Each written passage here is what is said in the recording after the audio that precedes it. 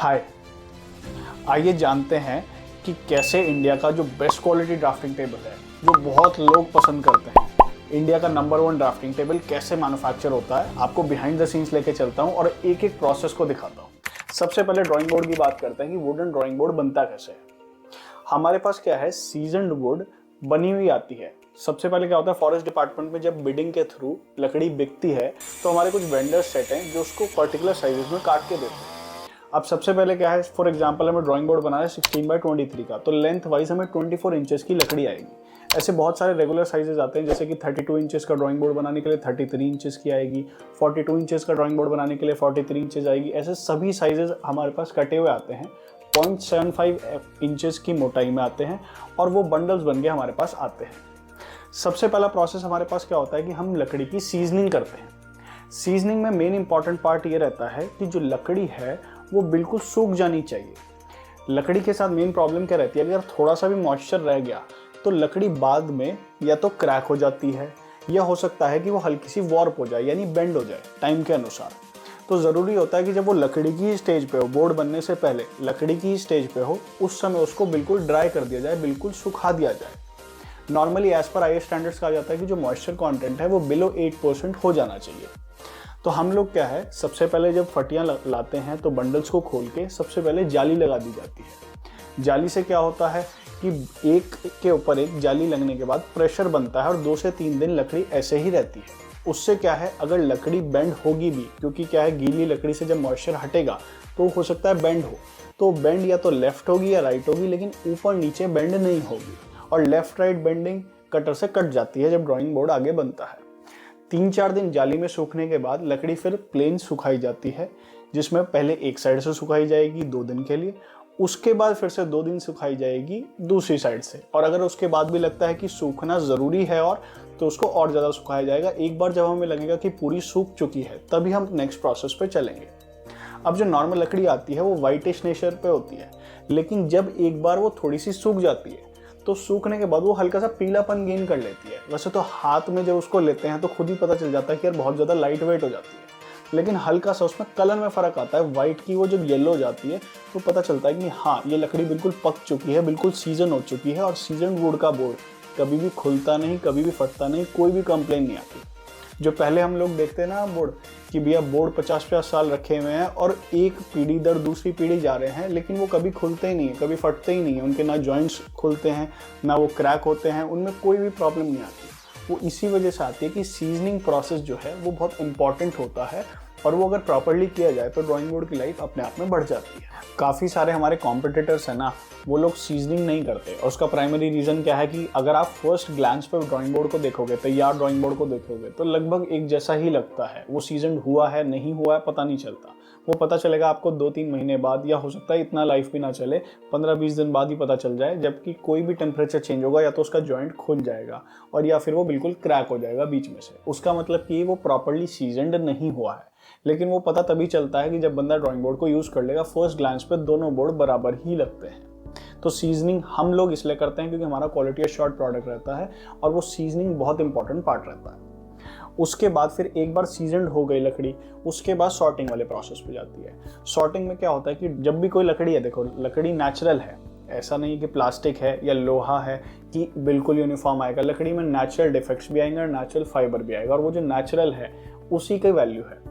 अब natural fibre जब भी आता है, कुछ में क्या होता है कि रेशा यानी फाइबर जो होता है बहुत ज़्यादा थिन होता है, कुछ में बहुत ज़्यादा मोटा होता है, कुछ में मतलब फाइबर की बहुत सारी डायरेक्शंस होती हैं। तो उससे क्या है कि अलग अलग उसकी सॉर्टिंग होनी ज़रूरी है, जिससे कि जब ड्राइंग बोर्ड बन के आए तो पूरा ड्राइंग बोर्ड का रेशा एक जैसा हो और वो देखने में बेहतर लगे। तो उसकी प्रॉपर सॉर्टिंग होती है। फिर एक बार सॉर्टिंग हो गई तो ड्राइंग बोर्ड मूव होता है जुड़ाई की तरफ, यानी उसके जो एजेस हैं वो प्रिपेयर करे जाते हैं। क्योंकि क्या होता है कि लकड़ी जो है उसके एजेस अभी रफ हैं। अब क्योंकि हमें उसको ड्राइंग बोर्ड बनाना है तो उसकी जॉइंटिंग करनी पड़ेगी। जॉइंटिंग करके उसका एक प्लैंक बनाना पड़ेगा, और वो जो जॉइंट्स हैं वो जॉइंट तभी रुकेंगे अगर उनकी जो एजेस हैं वो बिल्कुल स्मूथ हो जाती हैं। तो एक एक फट्टी का एज बिल्कुल स्मूथ किया जाता है। किसी फट्टे का फॉर एग्जांपल हल्का सा स्लैंट है तो दूसरे का हल्का सा स्लैंट ऐसे दिया जाएगा, जिससे कि एक एक एज दूसरे वाली फट्टे की एज से मैच करे। जब एक बार पूरा का पूरा ड्राइंग बोर्ड रेडी हो जाता है, जुड़ाई प्रॉपर हो जाती है, उसके बाद हम आते हैं क्लैंपिंग वाले प्रोसेस पे, जिसपे कि बोर्ड को बांधा जाता है। क्लैंपिंग की जाती है उसको ओवरनाइट। जो हम नॉर्मली ओवरनाइट करते हैं वो हम फेविकॉल में करते हैं, कारपेंटर फेविकॉल में करते हैं, उसी की लाइफ ज़्यादा रहती है। इसके कुछ ऑल्टरनेट एडहेसिव्स भी आते हैं जो कि लोकल होते हैं, फेविकॉल नहीं होता, लोकल एडहेसिव्स आते हैं जो कि काफ़ी लोग यूज़ करते हैं। लेकिन अगेन प्रॉब्लम वही आएगी कि जॉइंट्स खुल जाते हैं, तो हम कारपेंटर फेविकॉल इस्तेमाल करते हैं, उसकी लाइफ बहुत ज़्यादा रहती है। एक बार प्रॉपर क्लैंपिंग हो गई, हर चीज़ को बांध दिया, एक एक एज को बांधा गया, बांधने के बाद उसको ओवरनाइट सूखने के लिए छोड़ दिया जाता है। जो एक क्लैंपिंग का प्रोसेस है ना, ये भी अपने आप में एक आर्ट है, क्योंकि क्या होता है बहुत सारी फट्टियाँ होती हैं। हर फट्टी को क्या है हैमर के द्वारा उसको बैलेंस आउट किया जाता है कि हर फट्टी एज टू एज बिल्कुल एक्यूरेटली मिले। और जैसे जैसे वो मिलती जाती है एक बंदा साइड बाय साइड उस क्लैंप को टाइट करता रहता है, तो धीरे धीरे टाइट करता रहता है और सारी फट्टियाँ मैच होती जाती हैं। जैसे जैसे फट्टियाँ सारी मैच होंगी और उधर टाइट होता जाएगा, वो एक बोर्ड बिल्कुल एक सिंगल प्लैंक बन जाएगा, सारी फट्टियाँ बिल्कुल यूनिफॉर्मली बन जाएंगी। और फिर एक बार वो ड्राई हो गया और ड्राई होने के बाद बाहर निकला तो फिर वो एक सिंगल बोर्ड के फॉर्म में निकलता है। अब क्या है, जब एक बार पूरा क्लैंपिंग प्रोसेस हो गया तो हम क्या है उसको लेंथ वाइज कटिंग स्टार्ट करते हैं। फॉर एग्जांपल हम 23x32 का बोर्ड बना रहे हैं, तो हम हर 23 इंचेस पे सेटिंग बैठा के कटर के ऊपर और लेंथ वाइज कटिंग स्टार्ट कर देते हैं। जब लेंथ वाइज कटिंग स्टार्ट हो जाएगी उसके बाद क्या है, सबसे पहले एज को फिर से प्रिपेयर किया जाता है। अब एज को प्रिपेयर करने के लिए अगेन रंदा चलेगा। उसके बाद फिर क्योंकि बोर्ड की फॉर एग्जांपल 23x32 का ही पकड़ते हैं, तो अगर बोर्ड की जो लेंथ है वो 32 इंचेस है, तो हर 32 इंचेस पे निशान लगेगा। निशान लगने के बाद प्रॉपर टी स्केल से लगेगा, जिससे कि क्या है कि जो पेंसिल का निशान है उसमें बिल्कुल भी डेविएशन ना हो। एक बार निशान लग गया फिर वो कटर पे फिर से कटिंग होगी। कटिंग होने के बाद फिर एजेस राउंड होंगे, प्रॉपर सैंडिंग मशीन सैंडर चलेगा, सैंडर के साथ जो कॉर्नर्स है वो राउंड किए जाएंगे। राउंड करने का प्राइमरी ऑब्जेक्टिव यही है कि थोड़ा सा एक तो ब्यूटीफुल लगे और उसके बाद क्या है ऐसा ना हो कि यूज़ करते टाइम स्टूडेंट्स को हर्ट करे। एक बार कॉर्नर्स राउंड हो गए उसके बाद फिर बैक साइड में 4 स्लिट्स दी जाएंगी, यानी झिरी दी जाएंगी। और वो सिर्फ थोड़ा सा क्या होता है, एक तो थोड़ा सा टेक्निकल पर्पस होता है कि जब एज लगती है उसके अंदर तो बोर्ड जंप कर पाता है। स्टैंड को फिट करते हुए भी हल्का सा वो जो मूवमेंट होता है वो मूवमेंट मिल जाती है बोर्ड के अंदर। टेक्निकल पर्पस तो ये होता है, वैसे देखने में भी बैक साइड अच्छी लगती है। एक बार कटर से वो मटेरियल फिर आगे मूव करेगा तो उसके स्टैकिंग होगी। जब हम उसको स्टैकिंग करेंगे, स्टैकिंग का प्राइमरी रीज़न क्या है कि चारों साइड्स हमारी प्रिपेयर हो चुकी हैं। अब क्या है, अब हम पेंट के प्रोसेस की तरफ जाएंगे, एजेस का प्रिपरेशन होगा। तो सबसे पहले क्या होता है, हमें एक बेसिक चीज़ समझनी पड़ेगी कि जो लकड़ी होती है ये सॉफ्टवुड होती है, और सॉफ्टवुड नेचुरली क्या होती है कि कुछ चीज़ों को एब्जॉर्ब करती है। फॉर एग्जांपल हम डायरेक्ट पेंट भी करते हैं तो वो पेंट को एब्जॉर्ब कर लेगी। तो उससे पहले कि पेंट किया जाए एक वाइट कलर का सोल्यूशन बनता है जो 2-3 चीज़ों से मिला के बनता है, जिसमें फेविकॉल भी एक पार्ट होता है, वो किया जाता है जिससे कि जो लकड़ी को जो भी वो सोल्यूशन पीना है वो पी लेती है। एक बार वो प्रॉपर हो गया वाइट कलर का सोल्यूशन, उसके बाद उसके ऊपर सैंडिंग होगी। सैंडिंग इसलिए होगी जिससे सरफेस प्रिपरेशन हो जाए। फिर उसके बाद उसके ऊपर इनामल पेंट होता है, और जो वो इनामल पेंट होता है वो बहुत अच्छा खूबसूरत लगता है, क्योंकि क्या है उसको अब लकड़ी एब्जॉर्ब नहीं करेगी। जो भी एब्जॉर्प्शन होना था वो वाइट सोल्यूशन का हो गया, अब पेंट बहुत अच्छा निकल के आता है। एक बार हमारा पेंट ड्राई हो गया, अब इसके बाद क्या है सैंडिंग की बारी आती है, क्योंकि हमने क्या है चारों एजेस तो प्रिपेयर कर लिए ड्राइंग बोर्ड के। अब जो हमारा फेस है और जो बैक साइड है उसको प्रिपरेशन की ज़रूरत है। नॉर्मली मार्केट में क्या है 99% केसेस में बता रहा हूँ, स्पेसिफिकली ड्राइंग बोर्ड्स के केस में नॉर्मली लोग हैंड प्लानर्स इस्तेमाल करते हैं, हाथ का रंदा जिसको बोलते हैं हिंदी भाषा में, उसको लेवल करने के लिए। अब क्या है जो कारीगर होगा यानी क्राफ्टमैन होगा वो कितना ही एक्सपर्ट हो, at the end of the day जब वो प्लानिंग हाथ से कर रहा है तो सरफेस 100% प्लेन तो आता ही नहीं। और इसी वजह से प्रॉब्लम आती है बहुत बार कि क्या नाम है ड्राइंग बोर्ड्स यूज़ कर रहे हैं तो उसमें टी स्क्वायर वगैरह पैरेलल बार वगैरह कोई इंस्ट्रूमेंट्स इस्तेमाल करते हैं और वहाँ पे डेविएशंस बहुत ज़्यादा आते हैं, बियॉन्ड परमिसिबल डेविएशंस आते हैं। वो इसी वजह से आते हैं क्योंकि जो सरफेस होता है वो 100% स्मूथ होता ही नहीं। तो उसके लिए हमने क्या है कि प्रॉपर एक सैंडिंग मशीन लगाई हुई है, जो कि नॉर्मली बड़ी इंडस्ट्रीज़ में चलती है, ड्राइंग बोर्ड में कम चलती है, लेकिन हमने वो सैंडिंग मशीन लगाई हुई है। और उससे सिर्फ फ़ायदा ये है कि जो ड्राइंग बोर्ड है वो 100% स्मूथ होकर निकलता है। सैंडिंग मशीन क्या है, ज़मीन में ग्रोथ होती है, उससे फ़ायदा क्या होता है कि मशीन में हल्का सा भी वाइब्रेशन नहीं आता। जब ज़मीन में एक बार ग्रोथ हो गई तो उसके बाद वाइब्रेशन उसकी ज़ीरो हो जाती है, और फिर जब वो इस्तेमाल होती है तो बोर्ड को बिल्कुल बराबर करके निकालती है। तो उसका फ़ायदा बहुत ज़्यादा होता है at the time of using the drawing board. अब हम थोड़ा सा देख लेते हैं कि बैटन्स प्रिपेयर किए क्यों जाते हैं और कैसे किए जाते हैं। सबसे पहले तो क्यों किए जाते हैं? बैटन्स का ऑब्जेक्टिव क्या होता है कि लकड़ी एक प्लैंक है फॉर एग्जांपल।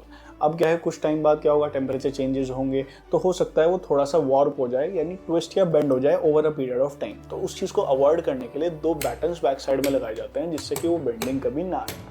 बैटन्स के प्रिपरेशन के लिए सबसे पहले वही 2 वुडन फट्टीज होती हैं जो कि रिक्वेस्टेड साइज़ की होती हैं। उनको पहले मशीन से निकाला जाता है, जिससे कि टॉप और उनका जो बॉटम है वो बिल्कुल स्मूथ हो जाता है। उसके बाद फिर क्या है, उसके अंदर होल्स किए जाते हैं, जिससे कि स्क्रूज और वॉशर्स उसमें हैमर किए जाए। एक बार वो प्रॉपर होल्स हो गए, उसके बाद उसको सीधे सच्चे हैमर कर दिया जाता है और बोर्ड के बैक साइड में एक सर्टेन डिस्टेंस छोड़ के उसको फिट कर दिया जाता है। वो अलग अलग साइज में अलग अलग डिस्टेंस होता है, लेकिन ऑब्जेक्टिव ये है कि at the end of the day drawing board क्या है, वॉर्पिंग ना हो, यानी घूमे नहीं, ऐठे नहीं over a period of time. अब एक बार हमारा बोर्ड थोड़ा थोड़ा सा तैयार होकर दिखने लगा, अब एक मेन इंपॉर्टेंट पॉइंट आता है, एक साइड वर्किंग एज फिट करना। वर्किंग एज फिट करने के लिए सबसे पहले हम एक स्लिट काटते हैं। वो कटर के द्वारा एक स्लिट बनाई जाती है जो कि बिल्कुल सीधी स्लिट बनेगी। उसके बाद क्या है, शीशम की नॉर्मली क्या होता है, as per IS standards hardwood working edges इस्तेमाल होती हैं, जिसमें शीशम सबसे ज़्यादा इस्तेमाल होती है और उसके बाद सागवान भी इस्तेमाल होती है। हार्डवुड के साथ क्या होता है कि वो बेंड नहीं होती कभी, तो टेक्निक और उसकी लाइफ भी ज़्यादा होती है क्योंकि उसमें जान ज़्यादा होती है, तो टेक्निकली चलती ही शीशम और सागवान की वर्किंग एज है। तो वर्किंग एज के लिए पहले स्लिट बन गई। स्लिट बनने के बाद वर्किंग एज की जो कटिंग होती है, वो कटिंग होने के बाद वो उसमें पंच की जाती है हैमर द्वारा। एक बार पंच कर दी विद फेविकॉल, तो उसको थोड़ा सा टाइम दिया जाएगा सूखने के लिए, और जब वो सूख जाएगी तो फिर से हाथ के रंधे से उसको बिल्कुल स्मूदन आउट किया जाएगा। उसके कॉर्नर्स राउंडेड किए जाएंगे, जिससे कि वो ईजी टू वर्क भी हो, एट द सेम टाइम बिल्कुल स्मूथ हो।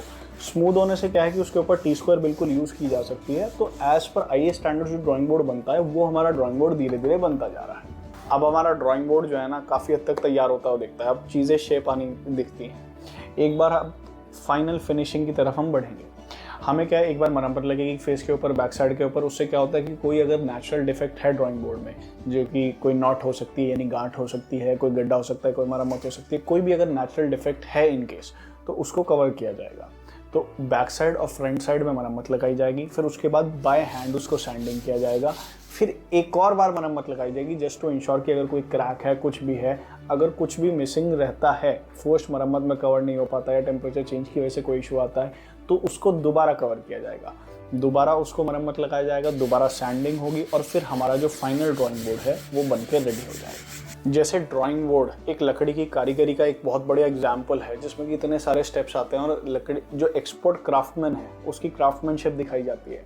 ऐसे जो हमारा ड्राइंग बोर्ड स्टैंड है, वो एक सिंपल टेबल नहीं है, एक सिंपल फ्रेम नहीं है, उसमें एक रिक्लाइनर स्टैंड है जिसमें कि हाइट और एंगल एडजस्टमेंट रहती है। तो अब इस तरह का स्टैंड बनाने के लिए बहुत सारे स्टेप्स लगते हैं।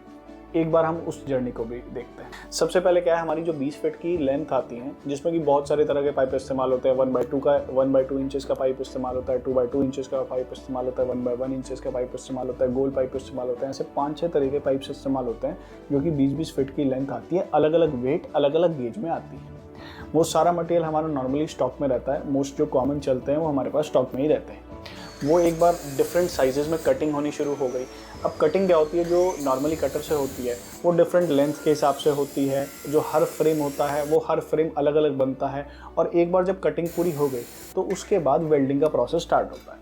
जो भी वेल्डिंग करी जाती है वो एक गुनिया के थ्रू करी जाती है, यानी एक बेसिक फ्रेम हम सेटअप कर लेते हैं। वो फ्रेम देखने में थोड़ा सा अगली लगता है, लेकिन वो देखने में लगता है, मैन्युफैक्चरिंग थोड़ी सी अगली होती है, लेकिन एट द सेम टाइम कैसे हम एक कॉस्ट इफेक्टिव प्रोडक्ट लाते हैं और कॉस्ट इफेक्टिव होने के साथ साथ वो क्वालिटी में भी नंबर बने, वो हमारी ऑब्जेक्टिव रहता है। तो एक बेसिक सा जिसको हम फर्मा कहते हैं, जो कि गुनिया सेट करने के लिए कि भैया डायमेंशंस वगैरह हिले ना बिल्कुल भी, वो गुनिया सेट करने के बाद वो फ्रेम में वेल्डिंग स्टार्ट हो जाती है। पहले हल्की कच्ची वेल्डिंग मारी जाती है और उसके बाद फिर प्रॉपर उसके ऊपर एक और वेल्डिंग मारी जाती है, जिससे कि वेल्डिंग हमारी चारों तरफ से बिल्कुल स्ट्रांग हो जाए। सारे जॉइंट्स वेल्डिंग होने के बाद, सारे पार्ट्स बनने के बाद फिर हमारा पाउडर कोटिंग का प्रोसेस होता है। अब क्या है, पाउडर कोटिंग में सबसे पहले सरफेस ट्रीटमेंट करना ज़रूरी होता है, क्योंकि ये क्या है, एमएस पाइप और सीआर पाइप होते हैं। तो इसमें क्या होता है, नेचुरल, जिसको हवाई जंग बोलते हैं, वो जंग होता है हल्का हल्का सरफेस के ऊपर। तो सबसे पहले क्या है, सरफेस को क्लीन करा जाता है। वो डिफरेंट सोल्यूशंस के अंदर उसको रखा जाता है 1 से 2 दिन से, जिससे कि क्या होता है कि सरफेस बिल्कुल क्लीन हो जाता है। उसके बाद फिर पाउडर कोटिंग करी जाती है। पाउडर कोटिंग में क्या है कि हम जो करंटली इस्तेमाल करते हैं, जो अपना जीनियस 2010 हमारा प्रीमियम मॉडल है, उसमें वाइट कलर इस्तेमाल करते हैं। जो हमारा बेसिक मॉडल है जीनियस 1000, उसमें ब्लैक कलर इस्तेमाल करते हैं। पाउडर कोटिंग में क्या है, सबसे पहले गन से पाउडर उसके ऊपर मारा जाएगा, एक एक्सपर्ट कारीगर अपना उसके ऊपर रंग मारेगा और उसके बाद भट्टी पे उसको 180 से 185 डिग्रीज के टेम्परेचर पे उसको पकाया जाएगा। जब वो एक बार पक जाएगी तो रंग वो बिल्कुल सॉलिडिफाई हो जाता है और जब भट्टी बन के आती है तो रंग देखने में बहुत खूबसूरत लगता है। अच्छा, पाउडर कोटिंग का बेनिफिट ये रहता है as compare to normal paints, इसकी लाइफ बहुत ज़्यादा रहती है। अब फॉर एग्जांपल आपका जो स्टैंड है वो 10 साल पड़ा भी है और आप रफ एंड टफ भी यूज़ कर रहे हो, उसको साइड में रख दे रहे हो, कोई दिक्कत नहीं, उस पर जंग की कोई दिक्कत नहीं आएगी।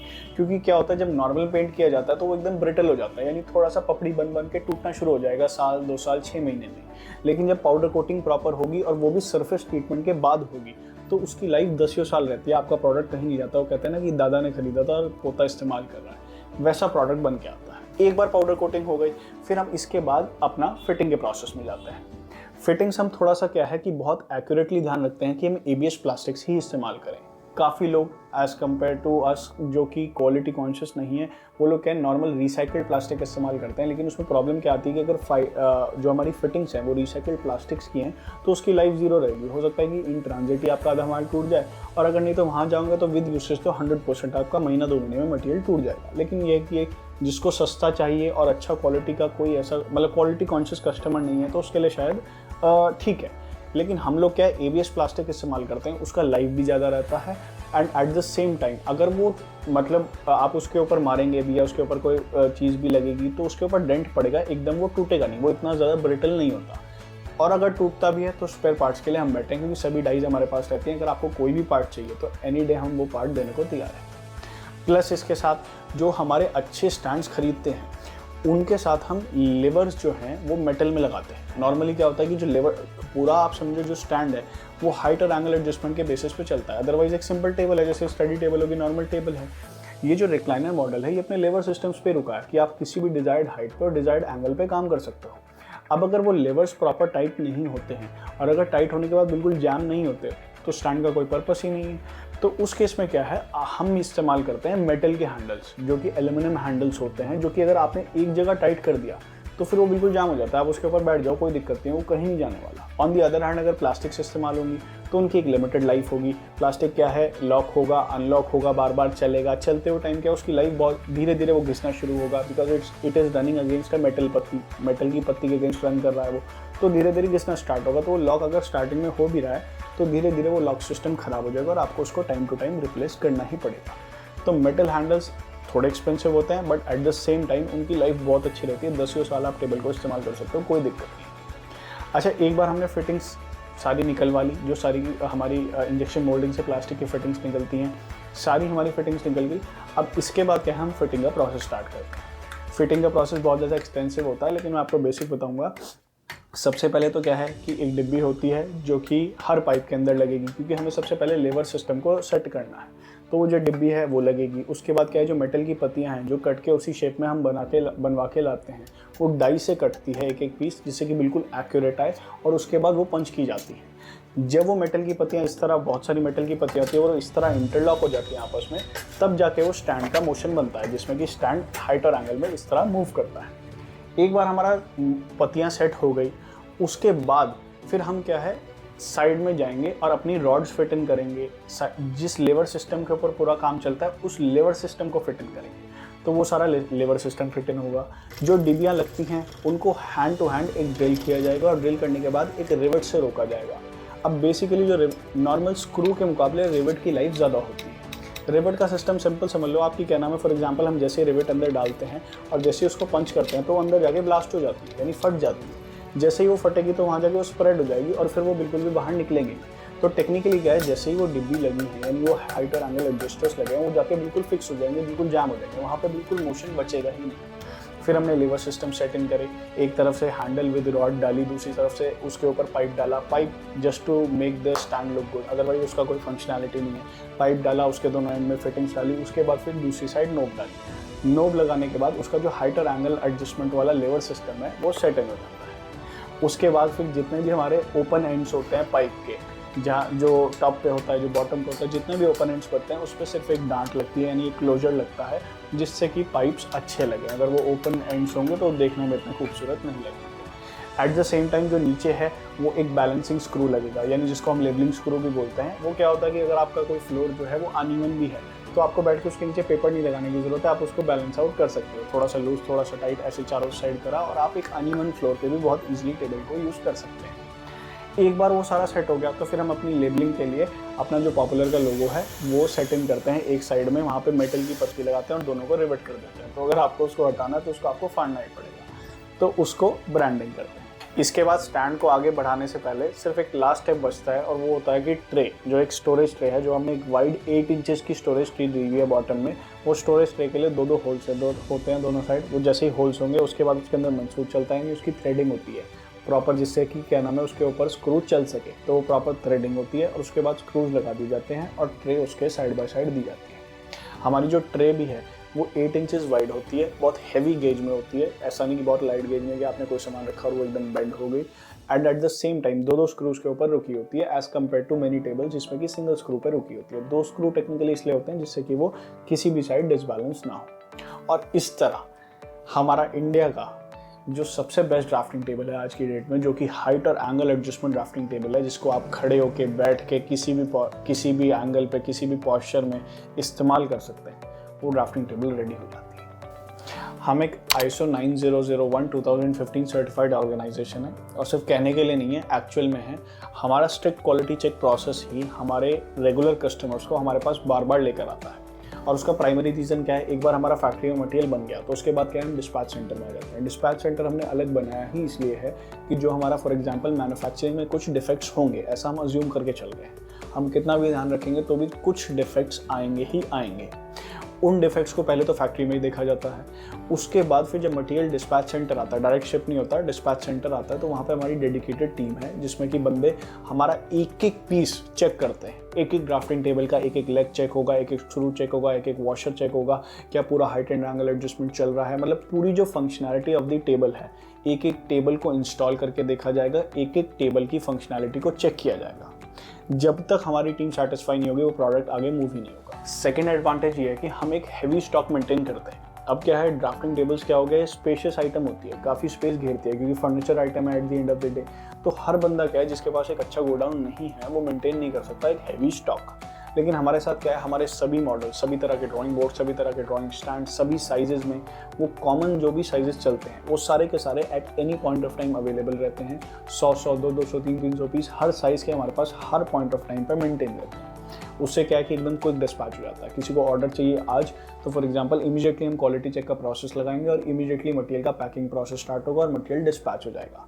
तो बहुत कम शॉर्ट पीरियड ऑफ टाइम में हम एक बड़ा ऑर्डर भी प्रोसेस कर सकते हैं। जैसा मैंने मैन्युफैक्चरिंग में आपको दिखाया, कहीं भी क्वालिटी से कोई कॉम्प्रोमाइज़ नहीं होता। सिंपल काम करने का तरीका ही हमारा सिंपल है भाई, क्वालिटी से कोई कॉम्प्रोमाइज़ करना ही नहीं है। लॉन्ग टर्म गेम खेलना है, लॉन्ग टर्म लोगों के साथ काम करना है, तो माल में क्वालिटी में तो कोई कॉम्प्रोमाइज़ कर ही नहीं सकते। और हम खुद एजुकेटेड लॉट हैं, इस तरह की ड्राफ्टिंग टेबल्स हम खुद इस्तेमाल करते हैं, तो हम एक ऐसा प्रोडक्ट तो दे ही नहीं सकते जो शायद हम खुद भी इस्तेमाल ना करें। अब ये फर्नीचर आइटम होती है, बहुत सारा कंसर्न ये आता है कि फॉर एग्जांपल अब एकदम कॉम्पिटिटर से कॉम्पीट नहीं करना चाहिए, लेकिन बहुत सारी हमारी इंडस्ट्री में कंप्लेंट्स आती हैं कि यार फॉर एग्जांपल मैंने मिस्टर एक्स से लिया था या मिस्टर वाई से मटेरियल लिया था, अब उसने लो प्राइस के चक्कर में क्या है, मटेरियल तो मेरे को दे दिया, लो क्वालिटी प्रोडक्ट दिया, वो तो ठीक है, लेकिन eight the same time packaging भी बहुत हल्की करके दी। उससे क्या हुआ कि फॉर एग्जांपल मेरा मटेरियल दूर गया तो मेरा मटेरियल डैमेज हो गया। अब फर्नीचर आइटम है, डैमेज हो गई, मैं उसका करूँ क्या, मेरे लिए बड़ा मुश्किल हो गया। हमारा क्या होता है, मल्टी लेड पैकेजिंग होती है।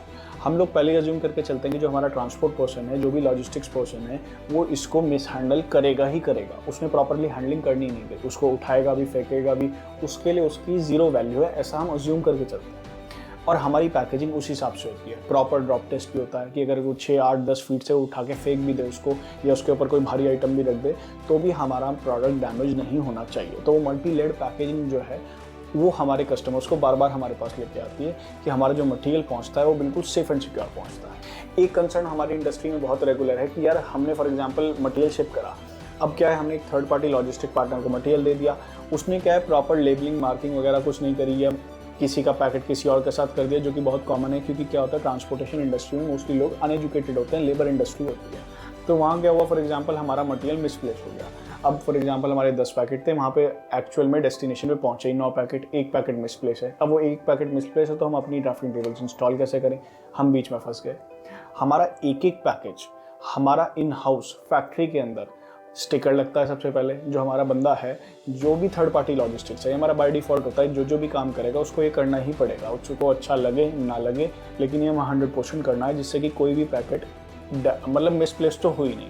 वो आएगा, वो प्रॉपर स्टिकर्स बनाएगा, स्टिकर्स बनाने के बाद स्टिकर्स लगेंगे, उसके ऊपर टेप लगेगी, उसके बाद फिर हर नग के ऊपर यानी हर पैकेज के ऊपर डबल मार्किंग होगी परमानेंट मार्कर के साथ। तो इन केस अगर एक मार्किंग डैमेज हो जाती है, स्टिकर डैमेज हो जाता है, हमारा पैकेट विदाउट एनी मिसप्लेसमेंट पहुंचेगा सेफ एंड सिक्योर हमारे कस्टमर के पास। और मैं आपको खुशी खुशी बता देता हूँ, आखिरी 3-4 साल से जब से हमने ये अडॉप्ट किया है, not even one single packet, daily 100 packet निकलते हैं, किसी के 10 पैकेट, किसी के 2 पैकेट, किसी के 20 पैकेट, किसी के 50 packet, not even one single packet has been misplaced. सारे के पैकेट हमारे टाइम से पहुंचते हैं हमारे कस्टमर के पास। आज तक किसी कस्टमर ने नहीं कंप्लेन करा कि यार मेरा मटेरियल डैमेज हो गया, या मेरे को क्वालिटी में कोई दिक्कत है, या फॉर एग्जांपल मेरा मटेरियल मिल नहीं रहा, आप ट्रांसपोर्ट वाले को कॉल करो, उसकी ज़रूरत ही नहीं पड़ती, हम पहले से ध्यान लेके चलते हैं। एक एडवांटेज हमारे साथ काम करने का और है, जो भी हमारे ट्रांसपोर्टेशन यानी लॉजिस्टिक्स के रेट्स हैं वो बहुत ज़्यादा नॉमिनल है। उसका प्राइमरी रीज़न क्या है कि हम एक बल्क वॉल्यूम देते हैं अपने वेंडर्स को, जो हमारे लॉजिस्टिक्स पार्टनर हैं, जो रेगुलर चलते हैं, और हमारे हेड ऑफिस से प्रॉपर कोड खुले हुए हैं। हम उनके लिए रिटेल कस्टमर नहीं, हम B2B बल्क कस्टमर हैं, जिसकी वजह से हमें बहुत नॉमिनल रेट्स दिए जाते हैं, बहुत रीजनेबल रेट्स। मतलब आप कभी कभी देखोगे तो कंपेयर करोगे तो आपको लगेगा कि यार आधा तो मेरे को ट्रांसपोर्टेशन में बच गया, और ये एक्चुअल में होता है। कुछ हमारे जो रेगुलर कस्टमर्स हैं, फॉर एग्जांपल हमारा प्रोडक्ट 100 रुपीज़ का मिल रहा है और दूसरी जगह भी 100 रुपीज़ का मिल रहा है, लेकिन एट द सेम टाइम वहाँ पे अगर ट्रांसपोर्टेशन कॉस्ट 10 रुपीज़ लग रही है, हमारी 5 ही लगती है, इतना डिफरेंस भी आ जाता है। तो बंदे को लगता है कि यार अच्छा है, इधर ट्रांसपोर्टेशन कॉस्ट में बच जाएंगे, प्रोडक्ट सेम कॉस्ट भी है तभी भी चलेगा। ट्रांसपोर्टेशन कॉस्ट हमारी बहुत नॉमिनल है।